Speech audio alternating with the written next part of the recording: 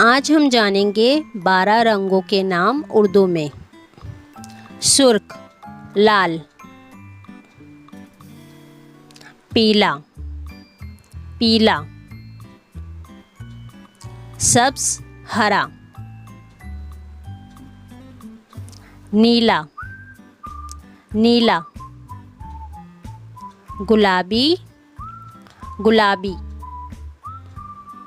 नारंगी नारंगी, जामनी जामनी,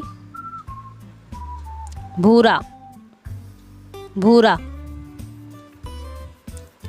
सियाह काला, सफ़ेद सफ़ेद, सुरमई सुरमई, सुनहरी